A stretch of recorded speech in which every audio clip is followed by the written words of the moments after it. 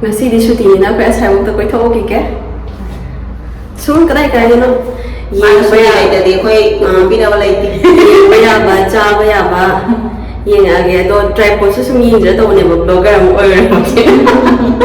Tripod amu kan yang agak tu kan cah banyak ba yang banyak apa pintu kerja yang agak. Jadi macam tu yang kau dia orang ucap agak amu. Asyik nak ni macam ni. Itu saya tu.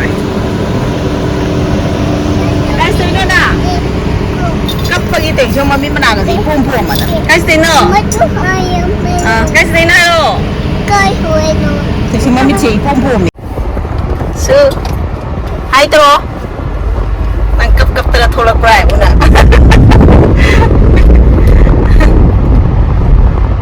Hai tro mayam ko ngasi hai kita koi thu ke.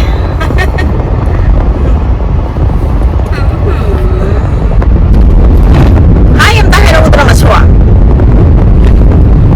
So, kira-kira potay so yang agak long drive ini semua selalu ya. Ayam makata ni yang minasi. Ayam kau isu ini je kui dia kalau pantuk tu bersih. Atau ngasih ke yang apa aja syuting sih mana re, atau na. Yang tu ngak tu kan ni ngasih tu ngak tu lagi. Atau ne aku je yum dah apa ni na syuting bang beragadi. Satu pasal apa kita ngamde apa. Begini ngasih ni mau nubina Hawaii jar suruh lemah. Korean tu halai hinjang ah, awam thong ni. Maya makoi ka thau khar hap khi ga de me thau ni mingzo Mumtaz Jayid ado ka pesa kya gi liter kya ko na ba ado ye se ba koi thankful ne ba ko ji hap te je ko ado liter kya ko na ge pesa kya na ne ye se ko mayam holder to sale liter thai jong ko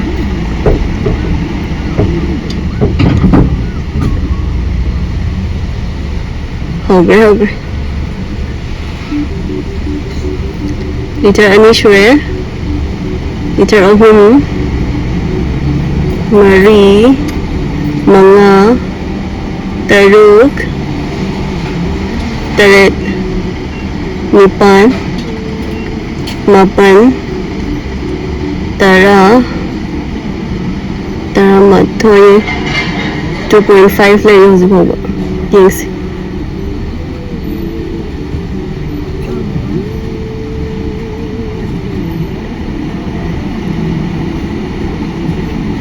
liter trying po yung sila liter tara mapan 3.8 4 harobo pa 4 se chanipan lishin ama maya ne ba liter tara mapan pangisi tara mapan makhay lishin na yung pati buko liter tara mapan pangisi ma'am kung yung hindi dun habiro ma'am yung namilang namishin na jagay ang pasanasyon ka ba niya man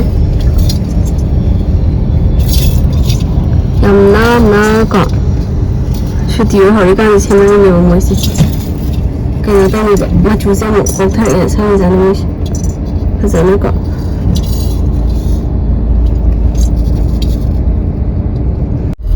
Traffic am lagi, macam kau kengor, gaya di jendri, ti dollar kengor, ngali kan thok pun dah hujung manjal le.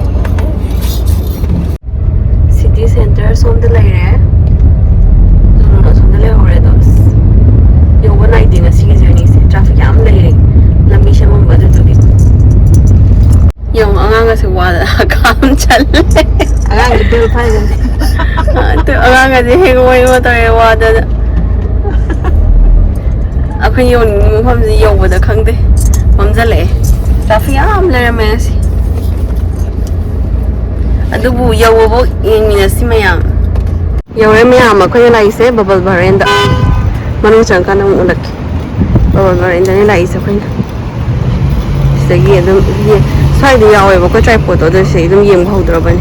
Mayam to sige mo siya agi ko ko eh. Mayam to okay na sige may pali mo siya ba na inyo ko. Sa mayam yaw ado ko yung zikar order to pre. Chow mein ne, momos ne, soup ne, ado lakan yung minarsi ne. Ko? Ito ay yung Mayam, chicken chow mein ang order to re. Adagi vegetable fried momo sama, steam momo sama, aduga chicken soup mo. Sila ang chatar agi mayam ko aduga mo walking chat ro ga sai bo pot lai ba. chicken momos rồi vegetable momo ani leme chicken chow mein gobi akan bakar kha me chicken soup loi lo chale rồi nam plate loi khali rồi ngasi am ta mangza de loi chai yam hau đấy lo chale ke makha da pot le rồi ke hau ra ma hawe vegetable momo chani thai na bazar da am ta chai ka yam hau gari adui mau do kaw gam tre do ngasi chabadadi kya yaudai do ai gi hawe chicken momo so hawi chicken chow mein so hawi chicken soup so loi hawe loi teng edo teng en chagai hawe sida se ma ro thakpa yaudra bani ko mai se khali ni ko mabon loi thakra bani yam ma na thak bani hawra mayam tripod yeng ore bo yeng di nge do am tang oe bo ko aphina pa mi do ga mamal do ga am tang e ado online da yone chelage online dagi India rai chamber sai chamber ama to yenga ge yam tangi ana leyak tar pon masal de am tang ore ba ado ho ding tang le pon de cha tura ge nga nu le ba yem ya se me ma khata na ho sia kwai ke no le ra ge nga nu ko mamang hapta du saring sa ja saring phang ga khoi na le ba su bu theng man da leyak ta na mong ta da leyak ki dare ba ko ado ngasi saring yaw ba yeng ra ge yaw dra ga na yen oina leirage aduga horen thong ba yaraga na thonga chare ado pukdi loi thanare boko horen thong daga na hayeng oin thonga chare age me sao cái sắc tức lắm haye horen ya daga na hayeng oin thonga dum chare age engine adu horen yeng la ke akoi nga do fresh hong do frozen di khar lai ani boko laishalaga thamadi akoi thoni kan cha ba ya da na ko aduna bangladeshi ki cold store frozen yam yawi nga hei rau sareng akhoi chawa nga ngamu lo yawe du na du do leiraga horen por aga thamjalani aduga hayeng char si yana ba makha ta wi ngi si mayam video bari ni si ma lo sin jar gam di di bia da frozen nga le ma sa pom yi na si mayam ati ka na sin jar ge ko makha ta video ngai bi mu mayam ko ngai de sin jar ge mayam nga le do akhoi chang nu bre ba ko akhoi sai na chang ga le adu yang ke mang yeng na re de tin ja re sareng le si ba sareng adu frozen da sareng phangi sareng le sareng ke di amaga khar le ban sin ba gi sareng le si te adu ko ma le hai man nga hai chile nga hai ro nga hai amana rau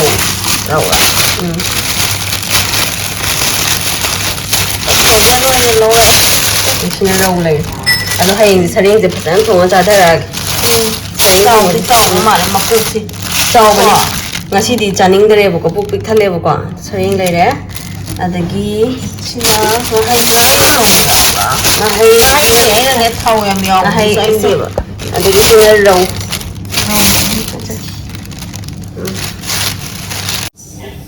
quay hà lẽ